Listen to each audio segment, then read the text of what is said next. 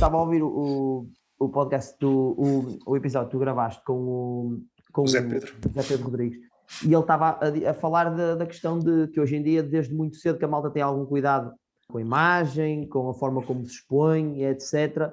Eu percebo o ponto do Zé e concordo com o que ele, basicamente com o fim ao qual vocês chegaram, que é, não te podes preocupar demasiado com isso, ou melhor, não te podes preocupar exclusivamente com isso, porque senão vais desfocar daquilo que é realmente importante, que é ter graça, para todos os efeitos. A coisa mais importante de um comediante é ter graça. Eu sinto que às vezes esquece um bocado disso. A malta esquece um bocado que a verdadeira função de um comediante é, tu tens que fazer as pessoas rir. Agora, hoje em dia, a verdade é que para tu poderes dar um boost no teu crescimento, se tu puderes fazer as pessoas rir aparecendo de uma forma cuidada, sendo com a imagem, sendo com o que for, ajuda. Mas eu acho que isso não está em causa.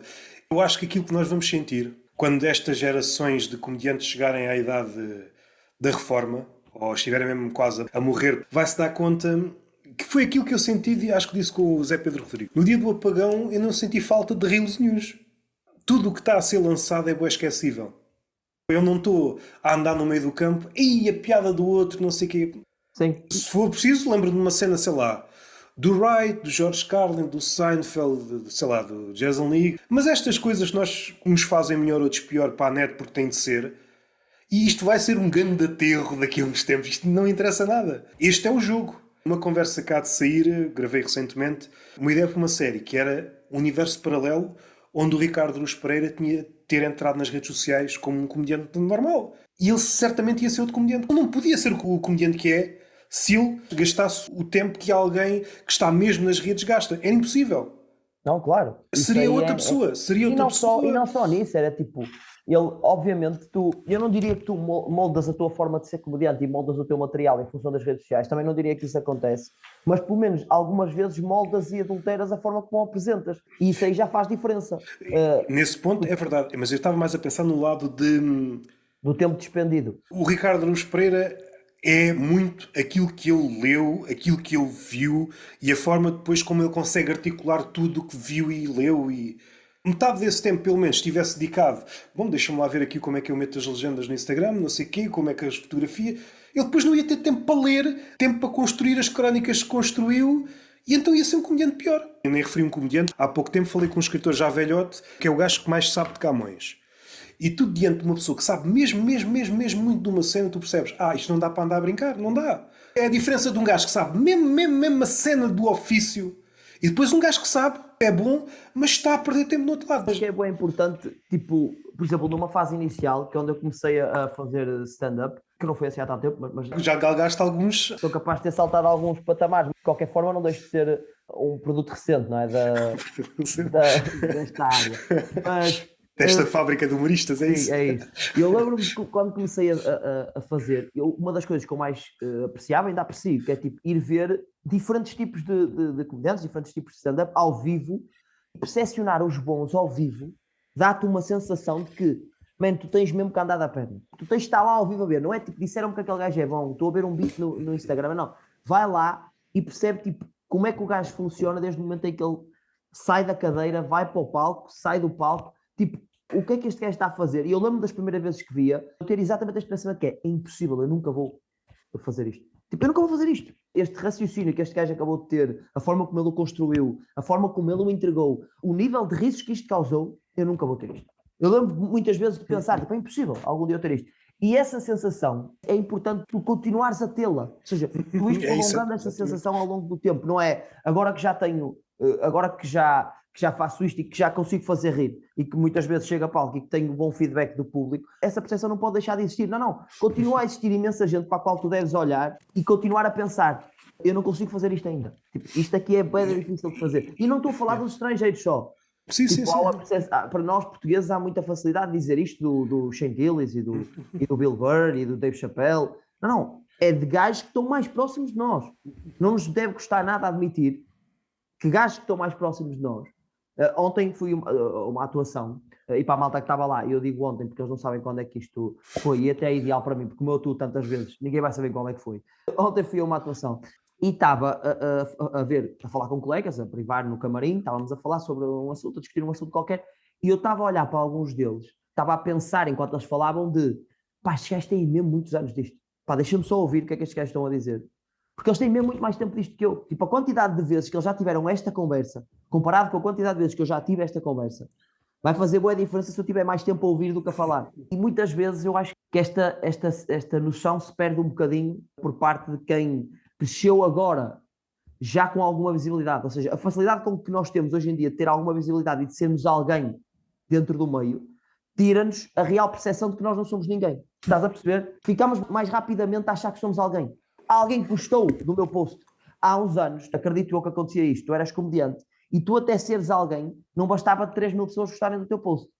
Tu até seres alguém, tinhas que ganhar credibilidade no meio mesmo. Mas aí a comédia replicou o modelo de outras áreas quando uma figura que é o lado perverso. Não estou a dizer que tenha acontecido nos comediantes, acho que em Portugal não há assim um caso flagrante. Este fenómeno do youtuber, quando se torna demasiado grande, às tantas torna-se uma espécie de Leonardo da Vinci. Ele que era só youtuber, como tem números, de repente faz música, de repente escreve livros, de repente faz não sei o quê. Só pelo facto de ter números já faz tudo. Calma. Alguns passaram de YouTube para... Por exemplo, acho que um dos casos mais flagrantes é o Dário Guerreiro. Ele é um excelente stand-up comedian. Mas este fenómeno é um fenómeno mais largo. E notas mesmo em conversas, seja em comédia, seja noutras áreas paralelas, seja livro, seja cinema, seja... Chegamos aqui a um ponto que é muito difícil pensar nas coisas fora dos números. Quando estás a ver o valor do comediante, é como se arranjasse uma forma de compor o comediante numa folha de Excel. Ele é aqueles números. É os números que vendeu, é os números daquele vídeo, é os números não sei do quê. Supondo que isto é importante, vá. E agora, a partir disto, o solo, aquilo que ele fez, em comparação, esta piada é um tema que já foi feito por este e por aquele, enquadra-se, desenquadra-se, é melhor. Nunca chegamos aqui. Nós estamos sempre num hall de entrada de qualquer discussão. Os números, atualmente, é o início e o fim de todas as discussões. Muitos números é bom, poucos números é mau. E depois até fica difícil porque se cria de forma predefinida uma ideia que às vezes até dá a volta depois, que é este gajo é efetivamente bom e tem efetivamente muitos números, mas nós já desconfiamos porque há aquela primeira percepção errada de que está bem, tá, as pessoas só estão a ir porque ele tem muitos números, só estão a ir porque ele é... Não, pá, ele é efetivamente bom e tem muitos números, ou seja, dá para ser as duas coisas. Sim, dá Dá eventualmente. para ser nenhuma das duas e dá para ser uma e não ser outra. Ou seja, Exatamente. há estas três hipóteses em cima da mesa, mas muitas vezes isto ficou de tal forma viciado que nós já olhamos para quem tem números e facilmente temos um preconceito. Não sei se o preconceito é a primeira interpretação que nós temos. A minha percepção é exatamente o contrário. Pensando em podcasts, seja de humor, seja de outros, quando ganhou aquele prémio, ficamos sempre no hall de entrada das discussões. É como se estivesse a receber a pessoa ou o comediante ou a ideia na tua casa. Senta-te aqui, vamos falar a sério sobre aquilo que tu fizeste. Nunca chegamos aqui. Ninguém está a discutir a comédia propriamente dita. Ok, fez-se o sol. Vá, vamos discutir o sol. Esta piada. Nos últimos 10 anos já se fez 50 variações desta piada. Esta é a melhor variação dessa ideia? É ou não é? Conseguiu superar neste aspecto o Sean Gillis. A forma como tu entraste, inspiraste em quê? Viste a Mariana? Porque ela entra assim desta forma e tu achaste que entravas assim, entravas de uma forma e depois quando começavas a debitar stand-up eras outra e viste que a Mariana é sempre a mesma cena. Ela ganha o público mesmo antes de pegar no... um bocadinho mais longe do que os números. Estavas a falar basicamente de referências, não é? Eu nunca pensei muito bem sobre as minhas referências, mas há uns tempos percebi-me de uma coisa que era, eu pego muito em baixo no microfone. Agora até acho que menos um bocadinho, mas houve alturas que até era exagerado, pegava quase no cabo, na zona do deixava o microfone tipo a deambular demasiado. Eu não estava a conseguir perceber de onde é que, tipo, porque é que eu comecei a fazer isso. E depois, lembrei-me que isso foi numa fase em que eu vi muito Andrew Schulz. Mas É um comediante que efetivamente é desleixado em termos de pegar o microfone, está ali tipo meio, pá, Messi, estás a ver? Tipo, naquela... e eu comecei a perceber, ok, tipo, eu gosto bem da cena que este gajo faz. Este gajo está a pegar assim o microfone, eu inevitavelmente, tipo, temos exemplos, Shane Gillis e o João Pedro Pereira e o Shane Gillis, né? Tipo, o Shane Gillis pega no microfone assim, com as duas mãos, e depois abre a mão quando está tipo a dar exemplos. Há muitos comediantes que fazem isto. Este registro, eu não sei se vem daí ou não, mas tipo, são associações que eu faço porque eu sei, por exemplo, que ele gosta do Shane Gillis. quando se torna um padrão, depois às tantas, um lugar comum, talvez seja o maior neste momento, é a mão atrás das costas. Um carrossel de fotos de comediantes numa atuação, tudo. Atenção, mas isto é a gala dos manetas. Não digas que é a gala dos manetas. É um segurança com um microfone na mão. Não pode ter as mãos, tem. Simplifica, porque às vezes, sobretudo quando estás no início do set, Às vezes não sabe o que é que has de fazer com a mão e a mão atrapalha mais do que ajuda. Se isso se torna um lugar comum, então não se estranha. Esse é o novo agarrar ao tripé, não é? Exatamente. Uma altura que se Sim, agarrava sim. no tripé. Uma vez, Vitor Sá disse-me uma coisa que eu acho que me ajudou daí para a frente em termos de fazer stand-up. E não foi assim há tanto tempo, ou seja, até há relativamente pouco tempo que me ajudou nisso. Que era, eu fui fazer uma atuação e pronto, eu tenho alguma energia em palco, eu tento tipo, ser um bocado relativamente enérgico na minha entrega em alguns momentos, e eu reparei que ele disse-me uma coisa que é, estás a ocupar pouco palco para a energia que tens, o que fica um bocado estranho, porque é, tu estás com boa energia, mas estás sempre ali muito no mesmo quadrado, muito no mesmo sítio, e provavelmente estás a fazer isso porque pá, deixas o tripé muito perto de ti, e então se ele estiver ali ao lado, tu agarras ele, o gajo está ali, é o vício de agarrar. E eu experimentei nas atuações seguintes pegar no tripé e afastá-lo completamente, quase tipo, ir mesmo para a ponta do palco e voltar. E fui deambulando um bocadinho mais pelo palco e senti, ok, estou mais confortável. Tipo, ou seja, acrescenta a minha performance. Eu via isto, porque eu gravo as minhas atuações e via, mas às vezes uma percepção de alguém de fora, pá, também a quem tu dás crédito ou não, porque deves ouvir a todos, né? Mas é normal se for alguém a quem tu atribuis algum crédito, teres mais atenção àquilo que está a dizer. Isso foi uma pequena que eu dei atualmente nas minhas atuações que eu acho que melhorou e foi um pormenor. Tipo, o tripé está aqui ou está a 2 metros. Mas essa questão, tanto de agarrar no tripé, como agarrar no microfone, como qualquer movimentação em palco, tem que ver com a persona do comediante. Na tua persona, tu descobriste, afinal faz mais sentido. No caso da Mariana, não sei se ela entretanto mudou, mas ela é muito enérgica. Eu recordo-me de pensar na Mariana, porque eu estava a ler um livro de stand-up, dizia que os comediantes falhavam muito nesta cena, que parece que não é nada, mas punha esta questão, quando é que começa o teu ato? É quando chegas a palco ou é antes? Porque tu, quando entras no espaço de comédia, se o público estiver em contacto contigo, o público está-te a avaliar. Se souber que tu és comediante. E se houver uma transição muito brusca, supondo, bem enérgica ali, e quando chegas a palco, és exatamente o contrário. Há ali qualquer coisa que não bate a bota com o perdigote. E ele depois dá estes níveis. Depende do espaço. Estás a caminhar para o palco e vê... Em que o público tem os olhos de ti, não é? Que Sim, vê. sim. Antes de chegar a palco, vem aquele percurso. Bom exemplo, por isso é que eu estou sempre a falar nela. A Mariana começa a ser Mariana comediante assim que começa a andar. E depois há outros comediantes em que parecem homem estátua, vão a correr e o público pode não ter isto consciente, mas há qualquer coisa, o público estranha, há qualquer coisa aqui errada.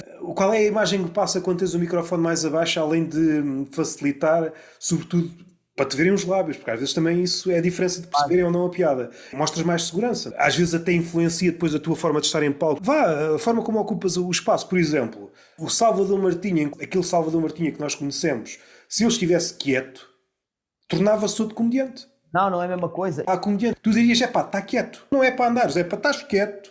Eu valorizo imenso quem consegue. Há comediantes que têm esta questão e conseguem fazer isto. Isto para mim é... Pá, eu valorizo de uma forma que eu acho que não era capaz. Que é de tu construires uma persona de palco super diferente daquela que é a tua persona pessoal.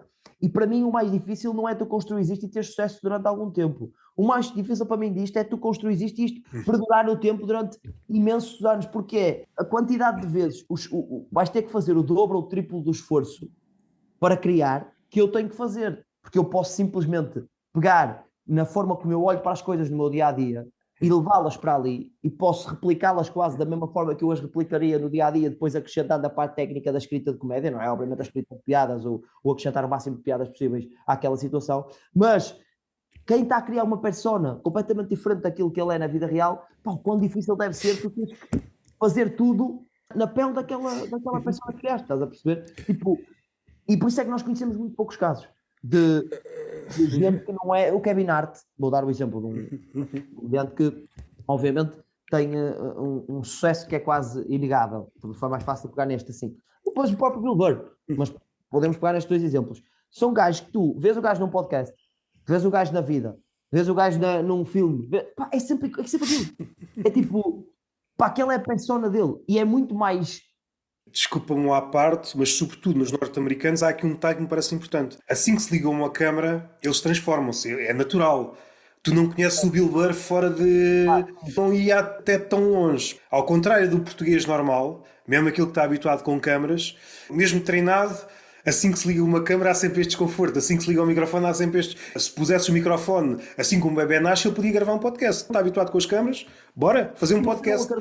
Eu não acredito que a persona do Kevin Hart e do Bill Burr não me parecem ser personas que vão fugir muito da... Também não me parece, tá? Quando eu digo fugir, não é... Obviamente que eu não estou a dizer que tu és uma coisa na tua vida real e tens que ser exatamente a mesma pessoa, com os mesmos gestos. Tipo, eu não estou... eu não passo o meu dia-a-dia a fazer punchlines, não é? Tipo, ou seja, nem há pequenas entregas que eu tenho em palco que eu não vou ter no meu dia-a-dia. Agora, o que eu digo de, aquilo ser minimamente parecido, estar dentro da mesma caixa, nenhum comediante dos que eu conheço mais famosos que eles consigam... Mas, por exemplo, de persona. Acaster já me parece das figuras mais interessantes que surgiram nos últimos anos. Porque ele trouxe algumas coisas de teatro para a stand-up. Ele é importante, tal como, apesar de eu gostar mais dele, por exemplo, que o Bo Burnham, mas essas figuras, mesmo, esqueço-me sempre do nome dela, a do Nanette. Anna Gatsby, não é? Sim, sim, sim.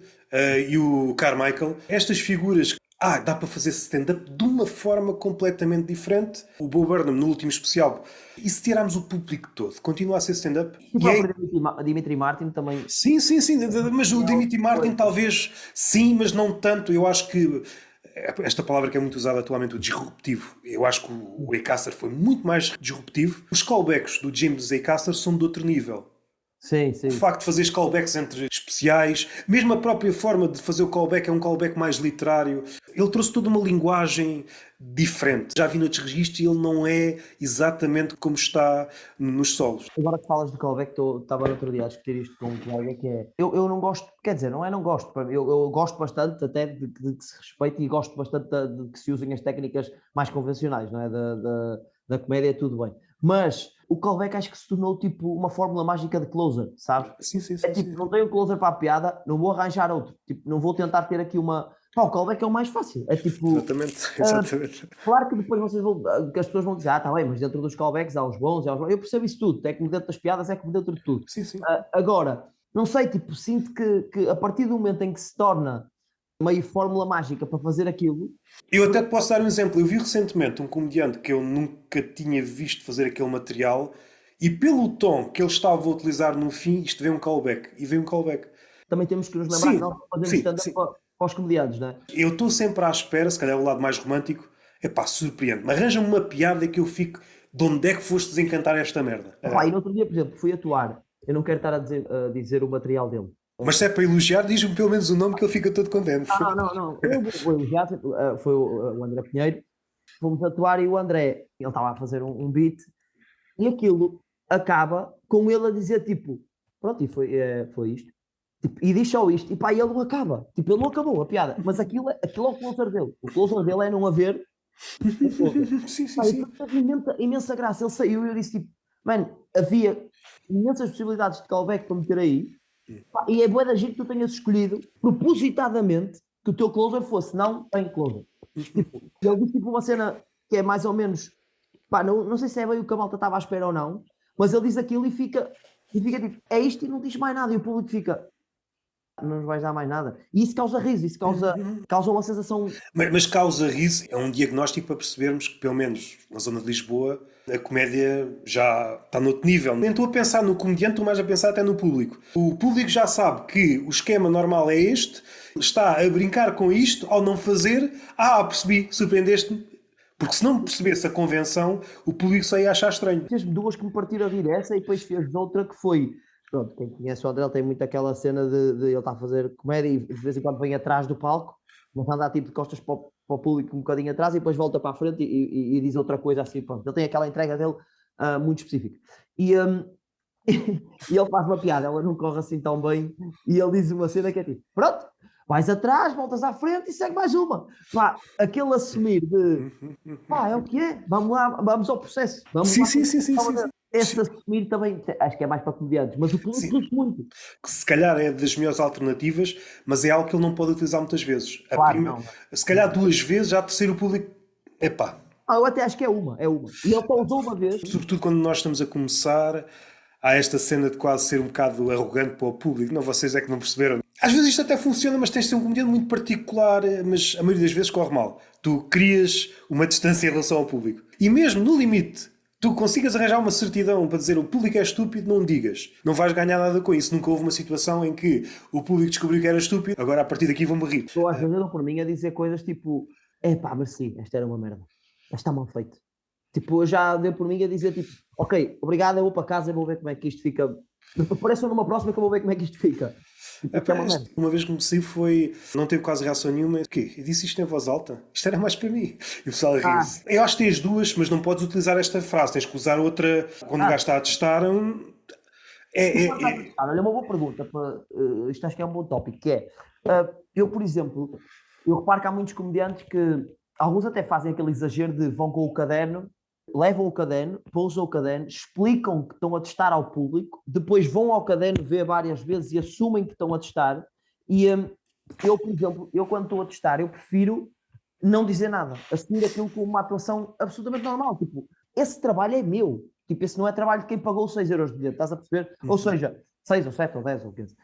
Esse é um trabalho que é meu. O trabalho de testar é meu. E depois há outra questão que é, tu a partir do momento em que dizes ao público que estás a testar, vais abrir uma condescendência que não te vai permitir perceber o real valor daquele beat, daquela piada. Este cenário, vou experimentar 10 ou 15 minutos todos novos. Há um momento que eu certamente lá para o final vou-me esquecer de qualquer coisa. O ponto baixo da atuação. O ponto principal disto de não levar, porque é que é bom não levar? Tu queres vender esta ficção ao público, sabes o que vais dizer. A partir do momento que há um papel, ok, ele não está a lembrar-se disso. Na stand-up ou no tipo de arte, a suspensão da descrença. Tu queres acreditar durante aquele bocado. E às vezes mesmo coisas que nós pensamos que são engraçadas da metacomédia, só o facto de dizeres que aquilo que estás a dizer é uma piada, às vezes é o suficiente para o público quebrar aquela ilusão. Deixa de ser imersivo. Ok, aquilo que estás a dizer é uma piada. Ok, quebraste a ligação. Às vezes é o suficiente. A questão do papel é desmontar aquela magia. Se aparece um papel, deixa de haver magia. Eu acho que até, claro, tu estás a falar só da perspectiva de prazer que o público vai retirar disto. Eu estou a falar até mesmo da perspectiva de comediante e do teu trabalho. Que eu acho que isso também. para o teu trabalho, estás a perceber? Eu não acho que seja benéfico para o teu trabalho haver uma assunção declarada ao público que isto é teste. Tipo, eu só fiz os que disse hoje. Ou, tipo, esse tipo de tretas é, man, faz o teu, tu sabes disso, tu sabes que feedback é que aquilo vai ter. Se tudo o que tu faças em palco que vá dar o mínimo de possibilidade de tirares mais feedback do público que aquilo que a piada merecia, é péssimo para testar. Vai tirar credibilidade daquele teste da piada. Todos nós adoramos, porque depois os comediantes dizem, eu adoro aquela sensação de. Eu adoro a sensação de fazer material novo e de não saber se ele vai resultar. Então guarda para ti, meu. Sabes o que é que o público gosta? Da sensação de pagar bilhete e rir-se. Ou não se rir, mas especialmente rir-se. É isso que o público gosta. Sim. O público não adora ter que estar a... Agora eu tenho que estar a pensar. Sim, este gajo está a testar, portanto deixa-me dar-lhe um bocadinho. Dificilmente alguém do público vai pensar caraças, aquele comediante traz uma folha atrás de um caderno. Não é caraças. Uau, vamos ver as primeiras coisas que ele pensou. Também há comediantes lá fora que usam esse método. Entramos na nossa realidade, é como o circuito não é assim gigante, nós não nos podemos dar ao luxo como os comediantes, seja o Luís C.K. ou o Chapéu, que vão para palco só com uma palavra na cabeça. Porque eles, se for preciso nessa noite, mas nesse dia... É que a minha questão aqui está essa, é que eles até podem ir com uma palavra na cabeça, mas se eles... Eu só acho é que, e atenção, estou a dar esta opinião e nós estamos sempre todos livres de um dia cair no buraco que acabamos, não é? Mas eu acho que há coisas que não tens que passar para o público. Eu digo isto porque eu agora estou a preparar uma espécie de série, tipo, se calhar é uma palavra muito forte, mas é uma espécie de um trabalho para o YouTube que vai ter a ver um bocadinho com o processo de um stand-up comedian, como que é mais até falar de... É muito de processo, é inspirado em várias coisas que já existem, em alguns documentários, em algumas séries que existem, tentar pegar aqui um bocadinho nisso. E eu isso acho que é giro. O público perceber o processo, mas no que está a ver, eu acho que é giro. Agora, eu não tenho que lhes estar a explicar o processo no dia em que eles pagaram pelo dele. Estás a perceber? Pensando no projeto que vais lançar, vai ser sempre um projeto para alguém, já não é para o público todo. É um certo grupo de pessoas que gosta mesmo, entre nós, não pensando no podcast do Guilherme Fonseca, mas antes do Guilherme Fonseca, aquele projeto do Guilherme Duarte, os preliminares, os bastidores. Eles mostram os bastidores, por exemplo, aí é malta a querer saber um bocadinho como é que funciona a vida por trás da comédia. A minha intenção é que que se vá para dentro da comédia e não para o backstage também. Pá, também não posso estar regulado, mas é ir fundo. Tu estás mais interessado, se bem entendia, no ato criativo. Tudo. O meu interesse é juntar tudo. Estás a perceber? O máximo de Sim. informação possível. É ter alguns momentos também de entretenimento, sem querer regular demasiado, mas é essa a ideia. Mas, pá, porque eu acredito que cada vez mais temos gente interessada, obviamente, em como é que funciona o processo, mas eu continuo a achar que é separado. Pá. Processo, Sim. ok, estou a ver o meu vídeo, eu estou a ver, imagina, eu estou a ver o POV do Bolinha, não é? Aquele conteúdo que ele agora tem. Estou a ver e estou a achar graça, pá, aquelas merdas que eles fazem por lá, tipo, no backstage, na casa dele, a relação deles, a relação dele com a malta do Copinho, isso tudo. Gosto bem disso. Mas se ele me chegar a palco, enquanto comediante, e me entregar aquilo só, eu não vou gostar, tipo, eu não quero aquilo em palco. Entrega-me material, entrega-me o que é que tu achas sobre coisas. Nos Estados Unidos, alguns comediantes que se tornaram famosos pelos podcasts e depois aquela coisa de serem sempre a mesma pessoa, mesmo alguns solos desses comediantes, não é assim muito diferente do podcast. Sobretudo os maiores, já se tornou uma nova forma de levares em tour um projeto teu. Claro. Conheço muito poucos comediantes e exemplo mais claro para mim é o meu...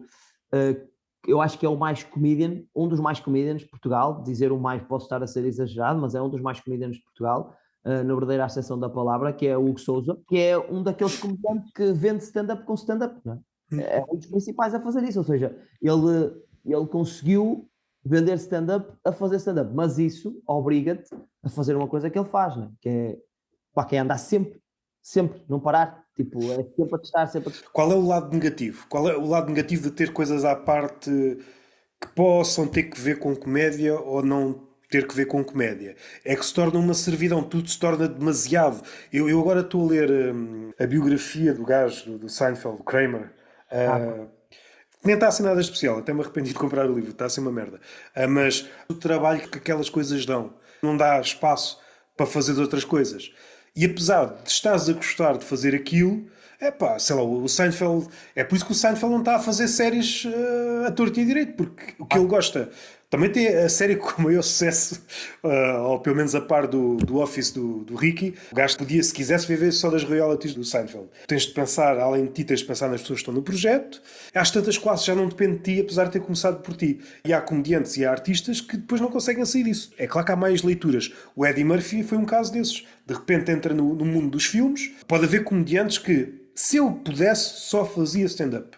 Mas provavelmente há outros. É pá, eu gosto muito de stand-up, mas se eu pudesse também fazia uma série de sketches. Se eu pudesse também fazia uma curta. Se eu pudesse, se calhar fazia uma série. Pô, isso também te obrigou um bocadinho, porque se pensares bem, não havia público suficiente de stand-up numa fase inicial para a malta vender stand-up com stand-up. Ou seja, as pessoas foram quase obrigadas a criar outras fórmulas e outro tipo de conteúdos que os permitisse vender stand-up. E hoje em dia isso já ficou... Tipo, hoje em dia isso não é aqui que existe só, não é? Tipo, aliás, isto não começou por ser aqui. Não, os grandes comediantes dos Estados Unidos também têm todos o podcast deles com imensas visualizações e que os ajuda a aprender coisas. Mas o que eu quero dizer é que, ainda assim, a malta dos Estados Unidos que tem um conteúdo, seja ele qual for, os melhores comediantes dos Estados Unidos podem ter o conteúdo que tu quiseres dizer que eles têm, mas são todos conhecidos por ser os melhores na arte de stand-up. E isso, para mim... E acho que em Portugal está a começar a criar-se essa percepção, e ainda bem, de que é possível tu teres um conteúdo que te permita vender bilhetes, tu coloca o teu hustle também no resto, porque o resto depois é o que vai importar. Porque isso tem a ver com o crescimento do número de comediantes em Portugal, não é inevitável. Sim. O número de comediantes que apareceram ultimamente em Portugal fazem com que também quem já estava, e se calhar os mais catedráticos também percebam que pá, isto é preciso andar, porque depois esta malta aparece, não é que faça stand-up melhor ou pior, é que tem mais ritmo, não é? E eventualmente vai acontecer aquilo que aconteceu na literatura com o Saramago. Ninguém estava à espera que ele ganhasse o Prémio Nobel. Estavam vários escritores em Portugal a pensar que iam ganhar o Nobel, como se isto fosse uma prova de ciclismo. Estavam todos lá à frente. E o Saramago aparece com uma... Passou por eles todos. Um gajo que não fez faculdade, um gajo que não pertence ao círculo dos ricos, ficou atravessado. Não suportavam o Saramago. Como é que este gajo escrevia as badanas? Era um gajo que fazia umas crónicas no jornal. Isola-se no Alentejo, começa a escrever romances, ultrapassa estes gajos todos que há não sei quantas décadas estavam a fazer o seu percurso para o Nobel. E na comédia vai eventualmente aparecer um gajo que ninguém está à espera. Isto está para fazer comédia assim. Vai acabar por acontecer. Mais do que isso, eu acho que este crescimento da stand-up em Portugal ajudou a que os melhores, os maiores comediantes de Portugal se tornassem ainda melhores. Obrigou-os quase, e eu noto quando tenho alguns momentos em que posso partilhar backstage com eles, digamos assim, em noites de teste, etc., em que eles próprios assumem isso, que é, isto foi inevitável, nós começámos aí porque nós, antigamente, há uns anos, nós sempre que voltávamos para testar para um solo, ficávamos algum tempo sem fazer, não é? Voltávamos para testar para um solo, nunca apanhávamos as coisas neste nível. Neste momento tu voltas e é tipo, ok, a malta está a fazer isto com este nível de risos. Ou seja, as noites estão com este nível. Deixa-me andar da perna e aparecer o máximo possível para serem o melhor possível. Eu acho que isso tem melhorado também Sim, sim, sim. que os grandes entregam. Portanto, é giro quando, e eu gosto muito desta parte, isto é um bocadinho como no futebol nós torcemos pelos pequenos, é tipo, muitas vezes quando está a ver um jogo que não nos interessa e que não envolve o nosso clube, nós queremos que o mais pequeno ganhe. E aqui não é uma questão do mais pequeno ganhar, mas é giro ver que não só os grandes influenciam os pequenos, é muito importante, mas depois tens momentos em que os pequenos influenciam os grandes a tomar decisões também e a fazerem coisas. Isto é bué da giro. Ter gente com muito menos expressão, influenciar a malta com maior expressão, a se calhar a aparecer mais Sim, e a sim, estar sim. mais. Eu acho que já falei aqui algumas vezes, não sei se falei da melhor forma, mas quando comparado com os Estados Unidos, no caso do Joe Rogan, que ao ver um comediante que gosta independentemente das visualizações, anda cá a conversar comigo. E se for preciso, ou fala com ele, ou numa conversa com o Bill Burr, no outro dia estive a atuar, vi aquele gajo, e tu, que gajo é esse? Vais ver 100 subscritores no YouTube. Isto não existe em Portugal. Várias diferenças às vezes fala-se sem dizer o nome, e acho que isso é um bocadinho feio, sobretudo quando... Perspectiva de o grande falar de um nome pequeno e não dizer o nome dele. Exatamente, exatamente. Isto já é uma coisa, mas sobretudo quando vai pegar numa ideia que eu vi o pequeno dizer sem fazer a referência. Isto é uma maldade terrível. Academicamente falando, Elas são muito respeitadores. Eu lembro-me de ver o documentário do Comedy Store. Não sei se já viste esse já. documentário. Eu ver aquele gajo, o Mencia, Carlos Mencia, Sim, sim, sim. eles diziam tipo, não, eu não atuo à frente do Mencia. Tipo, não atuo. Se ele estiver aqui, eu não atuo. O gajo vai-me copiar e depois eu não tenho forma de... O gajo me copiou. Tipo, o gajo copiava mesmo as ideias da malta, ia lá para trás para o Comedy Store, tipo, ficar a ver e depois copiava as ideias. E depois não havia forma. Pá, os comediantes mais pequenos, tipo, pá, tu não te consegues esquivar disto. Neste momento, isto é obviamente cenário hipotético. Amanhã, eu sou ruivo. O Bruno Nogueira tem cabelo preto. Sim. Amanhã lhe apetecesse fazer o meu beat sobre ser ruivo, as pessoas iam achar que eu copiei. Tipo, Exatamente. Sim, sim, exatamente. Sim, sim, sim. não tem nada a ver. É tipo, tu não tens hipótese de escapar enquanto comediante mais pequeno, porque a credibilidade vai estar sempre do lado de quem tem mais buzz, não é? Então, eu acho que em Portugal, por acaso, os comediantes, e uma coisa que eu tenho notado é que, e shout out para aí, porque eu acho que são muito mais bacanos com os comediantes mais pequenos do que se calhar a imagem que paira no ar sobre isso. Percebo isso, mas depois há aqui um lado, por exemplo, os norte-americanos não têm que é... Não, isto vai soar mal. Eu não estou a dizer que são bacanos porque não copiam. Não é isto. É o pressuposto e isso é o que está correto de forma inerente. Eu estou a dizer que são bacanas de não, os nossos nunca havia copiar, são os bacanas do caralho. Não é isso que estou a dizer. Se todos os seres humanos podem ser bons e maus, os portugueses também vão ser bons e maus. Eu gosto muito pouco daquela cena do Tuga. O Tuga, cara, o Tuga para nós, para os dinamarqueses é o dinamarquês. Nós vimos todos no mesmo sítio. Este exemplo em que há um comediante que diz abertamente que não gosta do Joe Rogan, mas o Joe Rogan, como vê valor nele, vai dizê-lo na mesma. E isto era impensável em Portugal. Isto aqui era impensável. É porque, eu não sei. Qual é que será a questão? Em Portugal, a malta, não há ninguém suficientemente estabelecido e de livre espírito para fazer isso, é isso? Achas que o que estamos aqui a tentar descobrir é que mesmo os que estão estabelecidos têm algum... Eu acho que é a fragilidade no ego. Tu ainda não estás certo do teu valor. Se por acaso conhecer alguma coisa do comediante fora de palco e, epá, este gajo é mesmo filho da puta, mas fez uma boa piada, eu tenho que dizer que ele fez uma boa piada. Para mim isso é limpo. Mas se me perguntarem, enquanto pessoa, enquanto pessoa é um filho da puta. Mas aquilo é bom, pá. Aquilo é bom, epá, não posso... E às vezes não é pelo facto de ser filho da puta. Foi uma vez que toda a gente estava a dizer que o gajo era muito bom, melhor, genial, e tu disseste que era muito bom, mas tu disseste que era muito bom e toda a gente disse genial. Tu baixaste o tom de elogio. Eu lembro de tu dizer isso na conversa do Zé Pedro e eu percebo. Está-se a tornar bué comum, seja na comédia, seja noutros meios. Já não é a crítica, é baixares o tom do elogio. O pessoal fica-te logo a olhar, e caralho.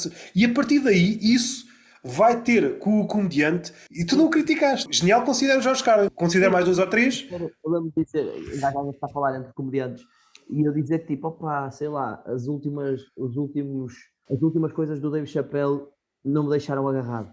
Quê? Yeah. Não, o que é que és que eu digo? Tipo, eu reconheço boa qualidade ali, mas aquilo não me deixou. Tipo, agarrado ao ecrã, pá, sei lá. Não te sei explicar, é uma cena que, às vezes, é uma cena que não está. Isto não é explicável, estás a ver? Tipo, porque se não me deixou. Porque eu acho bué da vez que há imensos comediantes a dizer aquilo é bué da bom. É tipo, e tu estavas a ver, e quando tu viste sozinho na tua sala, tu nem achaste assim tão bom. Estás a dizer que aquilo era bué da bom, porque sentes que naquele meio onde estás a dizer isso, é giro dizer que aquilo é bué da bom. O que acontece também muitas vezes com os livros é, se forem perguntar às pessoas que leem o que é que tu tens na mesa de cabeceira, eles vão-te dizer normalmente nomes que não leem, mas sabem do prestígio. Vão dizer que leem Homero, vão dizer que leem Joyce, vão dizer que Fernando Pessoa, mas depois vais ver, tem lá a Margarida Rebelo Pinto, o Pedro Chagas Freitas, e isto acontece com os comediantes. Mas depois tu fosses ver o historial, o histórico do YouTube, só que não tem prestígio. Há bocado estavas a tocar num ponto, ainda bem que acho giro falar sobre isso, que é, estavas a tocar no ponto de malta ter a segurança ou não ter, e ter a certeza ou não ter do teu valor. E tipo, isso para mim, esse é o superpoder que eu de alguma forma gostava de adquirir que não tenho, estás a perceber? Eu não consigo muito bem perceber isso porque eu vivo aquela situação do síndrome de impostor. Eu não sei se isso é um síndrome de impostor, tipo, eu acho que para mim é quase um pensamento diário. Eu acho que eu quase todos os dias me deito a pensar assim: pá, foda-se, mais um dia que eu passei sem ninguém reparar que eu não tenho graça nenhuma. Puta que pariu. Amanhã é mais um dia para tentar disfarçar. A disfarçar, entre aspas, mas estás a correr em direção, ok, eu agora estou a passar despercebido, mas eu... Amanhã tem que ser melhor, um bocadinho Yeah. Senão amanhã reparam. O pior é quando tens essa sensação, mas deixa-me estar aqui quietinho, né? E há um dia que eventualmente vão descobrir. Mas agora, se tu estás nos bastidores cada vez a melhorar, a um ponto, já me sabe. Amanhã tem que fazer melhor, porque senão eu acho que eles amanhã vão se fartar de mim. Sabes? É tipo, amanhã ninguém vai achar graça. Tipo, deito-me sempre com este pensamento, tipo, amanhã ninguém vai achar graça. Tipo, não é claro, não é assim, estou a exagerar, não é? Mas é um bocadinho essa sensação de que, pá, no dia a seguir tens que fazer melhor do que hoje, porque síndrome de impostor, não é? Tipo, há várias formas de olhar para o síndrome de impostor, ou tu olhas de uma forma positiva e eu tenho que dar a pena, porque efetivamente amanhã eles vão descobrir que eu não tenho graça nenhuma, portanto deixa-me ser melhor amanhã do que fui hoje, ou então tens aquela forma que estás a dizer, que é passei mais um dia, deixa-me estar aqui quieto, deixa-me continuar a fazer isto. Sim. À entrada de casa estava um gato amarelo no meio das flores, que neste caso são rosa. Estou-te a ver? E o gato ficou assim a olhar. Tu és amarelo, pá, não sei se sabes. Eu sou um camaleão. Não, tu és amarelo no meio de flores vermelhas ou rosa ou lá que é aquilo. Eu estou-te a ver, bué da bem. Mas a cadela há bocado está toda lixada Eu estava no sofá e era tipo, é até uma questão de tempo até ela ir cagar. E, tipo, eu só estava naqueles cenas, pá, não faças agora que eu estou bué da bem. Então, tipo, levantei-me e ela estava a começar a mijar no chão da sala. Estava mesmo a começar a fazer isso. Tipo, ela é surda. Já se tentou ensiná-la de várias formas, é impossível. Está a começar e eu chego e dou-lhe um cachaço mesmo no meio que ela vai mijar e ela para o mijo. Tipo, pá, ela para o mijo e cheirou-me logo a seguir a merda. Tipo, ela assustou-se e cagou-se. Com um susto. O cachaço que eu lhe dei, ela parou de mijar e soltou um peido. Tipo, isto é legal. Passado um bocado, tipo, eu fui lá, limpei aquilo. Passado um bocado, venho, três depois. E eu, foda-se, caralho, tipo. Ganhou. Então eu fui ter com ela e foi tipo, olhei assim para ela e ela foi para baixo da mesa e pensou: não me estás a ver, está-se bem. Tipo, tenho a certeza que não sabes que fui eu. Tipo, então estás a ver ali três cagalhões, só estão eu e tu nesta sala. Não foste tu que cagaste, mas eu sei que não vais descobrir que fui eu. Não há provas que me incriminem. Quando ver aqui, tu não descobres que fui eu. Os animais têm essa vertente que é hilariante. Eles acreditam, os alibis que eles encontram, a forma que eles encontram de se esquivar é mais primitiva. É a mesma das crianças. Sim. Eu acho que nos encanta nos animais, porque os animais, muitos deles, não são mais do que hectares com coleira, não é? Tem uma vantagem em relação às crianças. A criança chega a um ponto em que o pai... Bom, tu já não devias fazer cocó na sala. Sim. E o cão, em princípio, tu podes ralhar, mas... Ele aumenta, tipo, ele aos 30 está a fazer cocó na sala, agora também está velhinho, coitado. O ser humano há uma idade a partir da qual tu já tens 15 anos, não é? Larga a minha mama, Ruben. A culpa também é minha que te chamei Ruben, mas podes sair daqui da minha mama. É porque mamas bem melhor que o teu pai, Ruben. E aliás, o teu pai está há 15 anos à espera de mamar. Vai estar há 15 anos que não mama por tua causa, desde que tu nasceste, e tu não me largas a escuta. Criou-se uma espécie de sala de espera para a mama. Está ali com a senha. Demora tanto a passar do 1 para o 2. O botão avariou, aquele botão onde os senhores mudam. Exatamente, já foi falado milhões de vezes em stand-up. Tu olhas para os números, vês, a tua senha é a seguinte. O tempo está a passar, mas aquilo não está a passar. O que é que aconteceu? Não é? Quando olhas, está na seguir à tua e tu, não, eu não vi a minha. Yeah. Aquela sensação de que, pá, eu tenho a certeza que o senhor não me vai deixar só porque passou a mim. Yeah. Achamos que há uma crueldade que não existe no senhor que está atrás do balcão, que ele vai ter a capacidade de nos dizer, tipo, o senhor era aos 68? No 69. Não há nada que eu lhe possa. O senhor não come muito. Agora só amanhã. Ainda no outro dia fui à farmácia, estava só um número à minha frente, mas a pessoa que foi à minha frente, ela deve ter contado a vida toda, mas toda, dela, dos filhos, dos netos que ainda não nasceram. Quando eu começo a ver pessoas a espalhar coisas no balcão, eu assim, ou vai fazer aqui uma autópsia, ou vai fazer o acting do senhor limpinho. assim, exatamente, assim, olha, Miguel Sete está aqui no... Quando tu começas a notar o semblante de quem está atrás do balcão, eu nem sei como é que é de responder a isso. É a cena do atendimento ao público, tu nunca podes dar uma resposta categórica. Minimamente simpático, não podes dizer, caralho, renovar a carta de condução não é na farmácia. Vamos ver. Tinha a mulher, não sei se era chinesa, se era japonesa, mas é um medicamento que não havia em Portugal. Foram ao Google pesquisar a molécula. Foram ao Google pesquisar a molécula do princípio ativo do medicamento. Estou a ter uma aula de química. Pensei, foda-se. Para mim, aí se eu fosse farmacêutico, o que me doía é, tipo, as pessoas que vão lá e começam a querer validar a opinião delas em função da tua que estudaste há anos para Exatamente. Chega lá uma senhora de 60 e começa a dizer, mas eu sei que isso não faz diferença, isso não faz. Minha senhora, então faça o seguinte, tirava a minha bata, metia na senhora, abotoava a bata na senhora, dava a volta, ia eu para trás do balcão e começava, então diga-me lá, o que é que... Se vocês sabiam, não vão à farmácia, caralho. Mas isso é uma cena que me parece que está a acontecer cada vez mais. Eu recordo quando era puto, essas figuras, os da conspiração, o pessoal que tem ideias, suplementos de vitamina D, quem é vitamina D acorda cedo e vai apanhar sol, pá, deixa de empatar esta... Um gajo qualquer, um maluco da internet qualquer, um Gustavo Santos da vida. Eu nessas merdas, eu sou mesmo, eu sou o gajo que, apesar de ter os mínimos, sei os mínimos, mas prefiro considerar-me o maior burro, sabes? Eu prefiro assumir, para mim que é tipo, tu és um burro do cara, confia no que estas pessoas estão a dizer. Está bem que elas vão ter falhas, claro que vão, mas qual é a percentagem delas? Queres comparar a tua percentagem de falhar com a percentagem daquela pessoa de falhar? Deixa só a pessoa, o que ela disser. Quando era puto numa cadeia de fast food, e eu recordo de um tipo que estava a pedir um artigo que nunca tinha existido naquela cadeia de fast food. E como é que tu explicas, se partires do princípio que somos seres humanos e tu dizes uma coisa e eu digo que não há, a conversa acaba aqui. Mas a pessoa acha que aquilo sempre houve ali. Eu digo, não, nunca houve aqui. Como é que terminas esta conversa? Normalmente esse tipo de pessoa vai mesmo com a convicção de que quer comer aquilo. Supondo este cenário, a pessoa quer um frango assado no McDonald's, por exemplo. E tu dizes, não, aqui nunca houve um frango assado. Já comi frango assados no McDonald's. Como é que sais desta conversa? Eu não sei como é que tu és eu tenho este problema com o confronto. Então eu, por exemplo, mesmo em restaurantes, se a comida vier má, assumo para mim que está má, mas eu nunca, eu não me lembro de reclamar. Eu não me lembro de dizer, tipo, imagina, a única coisa que eu reclamo é tipo, pedi médio bem, então teste mal, como ao caralho, eu digo tipo, olha, mata a vaca antes de trazê-la para cá.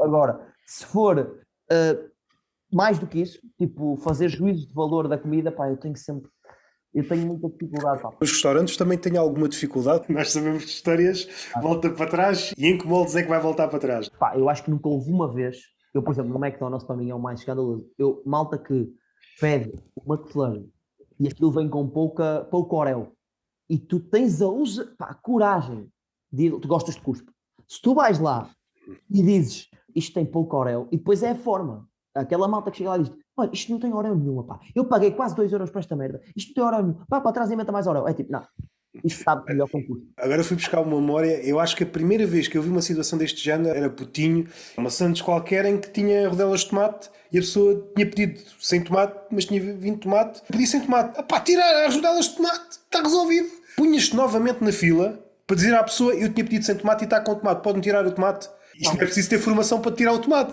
Agora vai ficar tudo a saber a tomate. Quem dera ao tomate ter esse poder. E o tomate não tem esse poder. Está tipo, rapaz, eu quem me dera conseguir pôr as coisas a saber a mim, não consigo. Estou aqui, não vai... Isto nem, às vezes nem eu sabe a mim. Nem o tomate sabe a tomate. São questões existenciais do tomate espanhol. O tomate espanhol que não sabe a nada, Nem sei qual é o meu sabor. Eu sei que este gajo pediu 100. Só para fazer, agora vou disseminar aqui o meu sabor por isto tudo. Começa-se a esfregar. O tomate a esfregar-se no queijo e na alface, tipo, nossa, fica aqui o meu sabor. Epá, não é nada um assunto paralelo. Depois há aquelas pessoas que são uniformizadoras do mesmo sabor. Põem maionese em tudo, independentemente da comida, ou ketchup em tudo.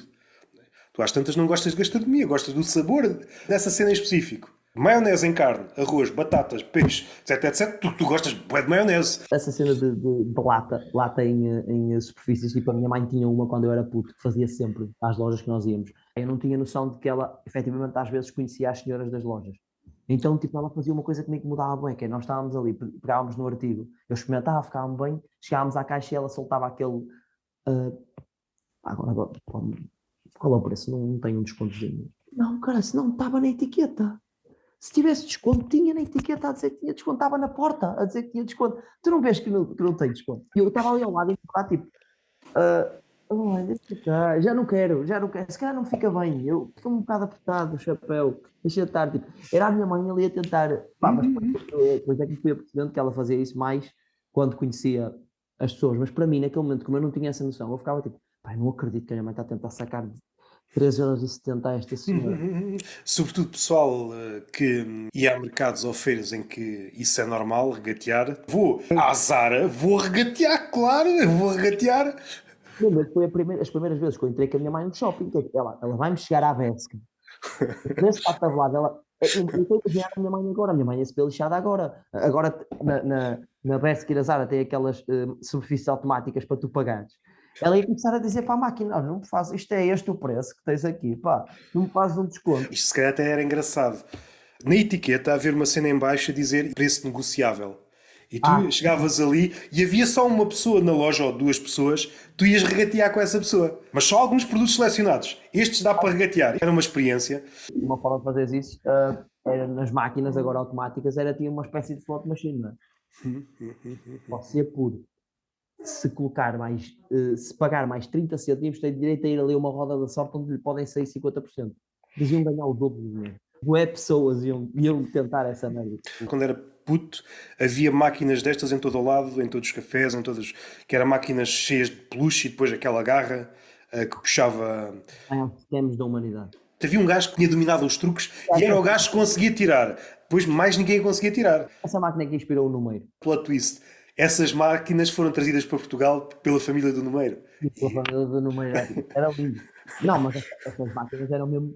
Pá, isso era o maior scam de sempre. Porque aquela máquina, eu acho que ela tinha uma cena que é, aquilo estava bem feito, ao ponto de, sempre que aquilo pousava, ficavas mesmo com a sensação que aquilo ia agarrar. Uma vez que eu pousasse e pensasse, não tem hipótese. Não, todas as vezes eu pensei, nada, está bem, cara. Está a agarrar aqui nas orelhas do coelho. Não sei se todos os pais da humanidade têm esta, mas o meu pai é o rei dessa.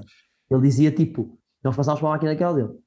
Tu queres? Escolhe. Pois era um churrilho de desculpas ao longo da experiência, que era ele a dizer, não, mas peguei-lhe de lado, agarrou ali no... Atenção, isto agarrou no leão que está ali. Tipo, e depois, sabes quando ele começava a tentar convencer, tipo, pô, caralho, o porta-chaves é um isqueiro. Chegava ali um ponto em que a pinça ficava com Parkinson. A certa altura, eu achava sempre que ia haver uma vez, ou pelo menos devia haver, uma vez em que a pinça fosse a descer e a meio aquelas garras da pinça se transformassem num manguito. Com o dedo ficava engatado na anilha do porta-chaves e trazia. Era isto que querias. E não tinha máquina de via com aquele som dele. Era isto que querias, não era? É isto que querias. Mas fala-se atualmente muito de negócios sustentáveis. Este foi o primeiro negócio sustentável. Tu, com meia dúzia de peluches, tinhas um negócio para a vida, não precisavas de mais. Eu lembro-me de quando comecei a ter um bocadinho mais de independência financeira, não serem meus pais a pagarem tudo. Tinha quase que me autoproibir. Estava com uma malta se autoproibir de casinos. Eu tinha que me autoproibir de ir a essas merdas, porque eu ia a uma feirinha dessa, ao Senhor de Matosinhos, por exemplo, que é uma feira lá no Norte. Pá, era impossível. Eu queria jogar todas. É o atirar as bolas contra as latas, é os tiros, vou a esta gambiarra, fico 6 € na gambiarra. Como é que eu gastei 6 € na gambiarra? Estava ali naquele circuito, para mim aquilo era entretenimento puro. Essas atividades estão mal calibradas. Não há uma ASAI que diga, epá, fiscalizem a pinça, fiscalizem a pressão de ar. Quero fazer um advogado do diabo um bocadinho disso, que é, aquilo está a cumprir com o propósito. Porque Sim, o sim. propósito daquilo é entreter, não é o plus. Estás a perceber? Tu estás a pagar 6 euros por aquele momento de entretenimento que estás a ter ali. Estás a perceber? Aquilo é como pagar para andar numa montanha russa. Se quisesses comprar o Plus, era o mesmo preço ou mais barato. Tu na montanha russa também não trazes um bocado do carrinho onde andaste para casa. Estás a andar, aquilo acaba, vais Em embora. princípio, sim, em Na princípio. máquina É das mau voltas, sinal, é mau sinal. Se trouxeres, houve aqui um desastre, tentámos separar do carrinho, mas vai não, consigo para casa. sabe na perna. Vai assim para casa. Até lhe fica giro. É só comprar 3 euros aos seus amigos para andarem aos seus carrachuchos. Acho que é valor. Ainda há pouco tempo ouvi dizer, tenho de perceber se isto é real ou não, que o gesso já não é gesso, é outro material. Não sei se é verdade ou não. Mas eu recordo-me do pessoal partir pernas e mãos, mas pernas como é normalmente maior, e enchiam-se de assinaturas. Não sei. Mas é uma cena que acho que se perdeu. Eu, quando vejo pessoal com pernas e braços partidos, eu já não vejo assinaturas. Eu não sei se os putos continuam a saber escrever, pá. Eu não tenho certeza. É isso, é isso. Nós, se analisarmos bem, o que demonstra o estado da nossa juventude atualmente é que há gessos sem assinaturas. Olha, quantas pessoas ficaram pouco interessadas em escrever que já nem gesso dos colegas têm Exatamente. escrever. Digitalizar o gesso, que é para depois fazeres uma assinatura digital lá em cima, uma merda assim. O meu reel de 30 segundos nesse gesso, dá para fazer isso? Não dá, não vou meter nada. Fichas Diz? eram desenhadas em gesso. Sim, pichas, mas mesmo isso, eu tenho um beat, só fiz para aí 2 vezes, que é o ângulo de eu estou a ver cada vez menos pichas nas casas de banho, pichas desenhadas, salvo seja. Sim. Eu agora, em vez de ver pichas desenhadas, vejo grafites. Que raio de mundo é este em que nem nas casas de banho pública a picha é bem-vinda? Quem diz pichas diz, normalmente havia face broche por 10 euros. O que é que aconteceu a estas pessoas? Pelo menos eu não deixou Da pirataria dos. que subiram na vida, deixaram esta vida, não é? O que é certo é que já não é estas pessoas. É que tu parecendo que não, hoje em dia, é importante a pirataria do Flácio, porque tu para teres tudo é um balúrdio. Aquilo é 10 euros para subscrever o Flácio, 15 euros para subscrever não sei o quê. E é sempre aqueles packs. OnlyFans, PEC Flácio, quase uma competição. Tu olhavas à volta, olha, este faz uma mamada a 10, este faz a 20, e tu olhavas e depois vias a caligrafia e alguns até tinham uma mensagem de baixo. Estavas ali rodeado, só piche, caverna, só que em vez de ter dos animais, não é? Os animais que são os troféus das caçadas, às tantas é pessoal que caçou pichas e desenhou. Às vezes era uma feira da ladra melhor. Ainda não usei em stand-up, escrevi isso há pouco tempo. Nós pensamos que somos muito diferentes dos homens primitivos, mas os homens primitivos são muito parecidos connosco nesta cena. Nós apontam-nos, não basta fazer a cena, é preciso documentar a cena. Mas os homens primitivos eram exatamente a mesma coisa. Não lhes bastava caçar um veado. Eles tinham de pintar o veado. Tu fazias um caminho do caralho durante semanas a caçar um mamute. Desculpa lá que eu vou desenhar um mamute. Não me leves a mal. Eu sei que o giro era chegar e cozinhá-lo, mas eu preciso de 10 minutos só com as minhas aguarelas e eu já venho. Começar a refletir sobre isto. Será que eles depois não acreditavam? O mamute caçado só começa a existir a partir do momento que o pintas. Não fiz, só está no início. Há ideias que são. Pá, uma coisa que eu tenho notado é isso: é que eu tenho mesmo muitas ideias que às vezes um gajo não é tão bom como achava que era e não as consegue esticar, estás a ver? Às vezes são ideias que precisas de mais. Eu já não me recordo qual é que foi. Havia uma ideia que já me estava a ocupar já há bastante tempo e só recentemente é que acho que encontrei a forma, resulta muito bem. Acho que ainda não está completa. Sobre pornografia, até eu começar a conseguir encontrar o sítio para onde eu queria levar isto. Por exemplo, tá, e deixo aqui até o meu apelo. Eu acho que assim, posso dar a palavra para comediantes que sejam de Lisboa também, que estejam agora neste momento, em Lisboa não, onde eu estou a dizer, que eu acho que é mesmo muito mais fácil criar e desenvolver ângulos de comédia e textos em conversa com malta. E eu no Porto tinha a capacidade de fazer muito isso, né? Juntava-me com malta com quem já conhecia e tinha a possibilidade de bater bolas e desenvolvíamos o material. E eu sempre que vou a atuações e estou a falar um bocadinho sobre o material antes de ir para palco ou até depois, acrescento sempre qualquer coisinha ao texto. E os comediantes também acrescentam, ou seja, há sempre ali coisas que em conversa é muito mais fácil, principalmente quando estás com pessoas que têm uma cabeça parecida com a tua. Vais sempre acrescentar. E uma coisa que eu tenho notado nos últimos tempos é que mudei-me para cá e passo mais tempo sozinho. Agora vou fazer aqui um pequeno auto da solidão, mas passo mais tempo sozinho, então noto que eu e o meu computador temos muito mais dificuldade em chegar a uma conclusão do que eu, o meu computador e 3 pessoas. Colegas, comediantes, a verdade é essa. E agora a pergunta que eu faço é: então será que eu sou bom comediante ou sou só bom a discutir comédia com os outros?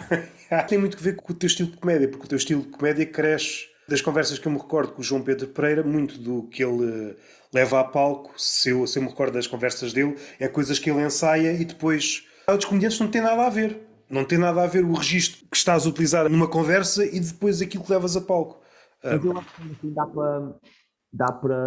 vou para o limite mesmo, para um extremo ou outro, não é? O storytelling puro ou o onliner puro, não é? Qualquer um destes dois, a discutirem os dois sobre o material um do outro, vão acrescentar coisas, não é? Sim, Porque sim, o sim, sim, sim. storytelling fica mais rico se puder ter lá no meio uma boa one-liner que acrescente, não é? Uma boa piada rápida sobre aquele assunto, e uma one-liner também pode levar a visão menos, menos sei lá, menos mecânica da coisa, estás a ver? Por parte do storytelling. Compreendo em parte, às vezes para meter em conversa, tu sabes mesmo que vai.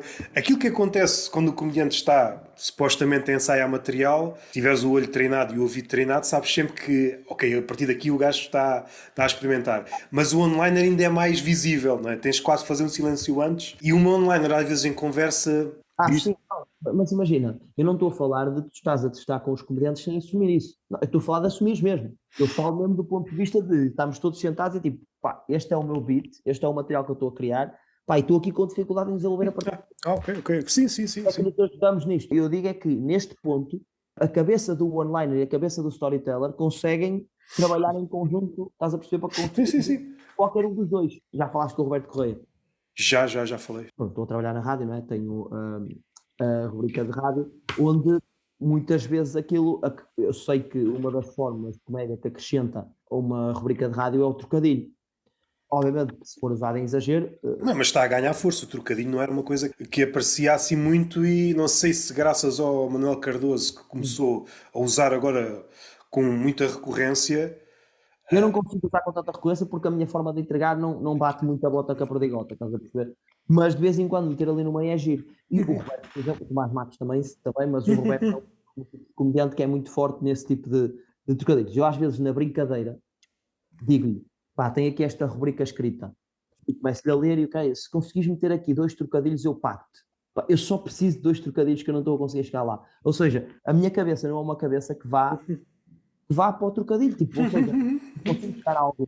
Eu lembro de fazer que eu gostei muito na minha primeira rubrica, se não estou em erro, que era, e que fui eu que pronto, por acaso o Roberto acho que até só me deu um até agora. Eu tenho esta conversa muitas vezes com ele sobre a rubrica, tipo, o que é que ele acha, o que é que... Se é para isto, não contem comigo. E há um trocadilho na primeira, que é um dos meus favoritos, que é um peru com bling bling, que é um plutónio. Ou seja, é um trocadilho que eu gosto e que eu acho que tem graça à construção do trocadilho, dentro do contexto. E faz sentido, depois de perceberes, faz sentido. Às vezes o trocadilho é só uma desfiguração da palavra inicial. Do com dentes de ouro. Yeah. É um plutónio. Até acho que era assim, uma coisa qualquer. Eu não tenho a certeza se era se eu dizia bling bling ou dentes de ouro. Mas, pá, porque eu sei que tiveram as duas em cima da mesa e depois eu tive que escolher uma das duas. Acontece, quando estás a escrever de forma mais mecânica, vais às minuciosas ao ponto de ir ali esta palavra ou esta palavra. E eu lembro-me que, por exemplo, a minha cabeça não vai pensar daquela forma, eu nunca vou conseguir escrever uma rubrica. Eu escrevo uma rubrica sobre um tema e o Roberto escreve uma rubrica completamente diferente sobre o mesmo tema, mas podemos nos complementar. Eu posso lhe dar inputs que sejam bons e ele a mim. Por acaso, ultimamente, ou desde que eu comecei essa rubrica, a minha escrita para essa rubrica tem sido muito solitária. Tem sido muito eu próprio a escrever, eu e o computador. Isso tu disseste, é claro que seria uma ideia muito de nicho. Mas essa ideia de criar uma espécie de, sei lá, não sei se de podcast, de projeto. Quando pensei nisto, levou-me logo. Conheces o projeto Ferrativo? Sim, bombados. Duas pessoas em que uma era marcadamente storytelling e uma one-liner. E ver que conversas é que podiam sair daqui. À volta de um tema. Para quem gosta de comédia seria hilariante. Não, por exemplo, eu lembro o Roberto tem uma questão que é nós partilhamos muitas vezes palco. Começámos a fazer mais ou menos ao mesmo tempo e partilhamos muitas vezes palco. E eu lembro das viagens de carro, eram insuportáveis. A certa altura eu estava tipo, eu não aguento nem mais um trocadilho. Ficaste saturado de trocadilhos, não é? Não aguento mais. A altura em que eu lhe dizia ao Roberto, tu não faças nem mais um trocadilho. A minha cabeça explode, eu não aguento mais. Há pessoas que são mesmo, mais complicadas. O Tomás Matos, eu acho que é incapaz de ir uma vez a palco, seja em que atuação for, e não fazer pelo menos uma ou duas ou três piadas sobre a situação específica, ou sobre a região em específico, ou sobre aquela pessoa em específico, ou o sítio Ou tipo, ele tem sempre que fazer uma ou duas piadas. E- E não tem e- nada de diferente para aquilo. E são quase todas de porcaria, porque é tipo, a cabeça dele é pensa Sim, daquela sim. forma. Quando começas a ganhar fogo numa forma de pensar, depois sai naturalmente. Não sou assim muito fã de trocadilhos. Não é que me seja difícil, mas quando eu estou a pensar numa coisa, não é aquilo que eu estou à procura, por É isso. isso. Ou seja, a minha cabeça não, a cabeça não vai para aí. Por isso é que não é uma questão de eu ser fã. Por exemplo, há trocadilhos que me fazem rir imenso. Mas enquanto comediante, enquanto criador de comédia, a minha cabeça nunca vai para trocadilho. E por isso é que, numa fase inicial, quando eu estava a escrever a rubrica da rádio, várias vezes pensava, tipo, pá, será que não me vai faltar aqui um bocadinho esta vertente de alguém que joga um bocadinho mais com as palavras? E fui percebendo que, tipo, ok, se tu fizeres um esforço, pá, um esforço ávido para pensar num joguinho de palavras para aquela situação específica, tu consegues. Não vais conseguir ser muito fértil, digamos assim, para te saírem muitas mais, mas uma ou duas consegues sempre meter. Vai se tornar cada vez mais fácil. O Manuel Cardoso, no Sol, no último Sol dele, nesse Sol em específico, eu não sei se depois é aplicável ao resto das coisas que ele faz, uma cena muito recorrente, não sei se é ditado, como é que é, não confundas a beira da estrada com Estrada da Beira.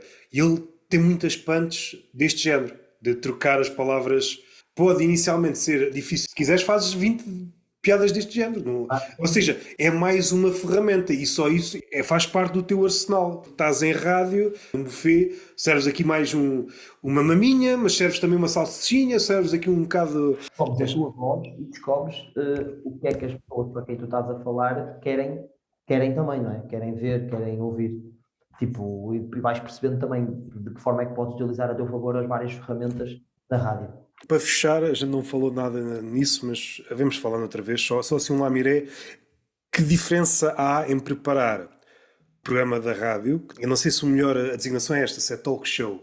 Porque eu já te ouvi falar, salvo erro, foi no podcast do Hugo Rosa Mas qual é a diferença assim essencial na preparação das duas coisas? A grande diferença é que um é assumidamente um produto de comédia, não é? Ou Hum? seja, é um produto onde eu exclusivamente me esforço em pegar num tema e desenvolver alguns ângulos que eu tenho sobre esse tema ou sobre essa situação em específico e depois colocar o máximo de punchlines, porque é um bocado a forma como funciona o meu stand-up. Colocar o máximo de ângulos cómicos que eu tenho sobre aquilo e depois encher aquilo de punchlines. Se o ângulo cómico fosse um bidão, chegas e depois enches aquilo com punchlines para que fique também com um bom ritmo, o mais rápido possível. A forma como eu escrevo isso tem um bocadinho de instinto e um bocadinho de mecânica. Ou seja, eu tento agarrar-me um bocadinho às técnicas e às formas de escrever, ou seja, eu sei que se calhar para cada ângulo cómico eu posso tentar escrever aqui uma regra de três, uma inversão, uma analogia e depois tentar utilizar a que funciona melhor e a que eu acho mais gira para aqui, a que se enquadra mais. Depois até a utilização das referências também é uma coisa que eu tenho muito cuidado na escrita daquilo para a rádio, que é, às vezes até dou por mim lá na sala de produção da rádio a perguntar à malta, tipo, preferes isto ou isto, que é para perceber que referência é, que fazer quase uma espécie de sondagem para perceber qual é a melhor referência para utilizar. Mas sim, acaba por ser um bocado mais mecânico, diria. Tem ali muito de instinto, mas tem uma parte muito de técnica de escrita, digamos assim, da parte mais.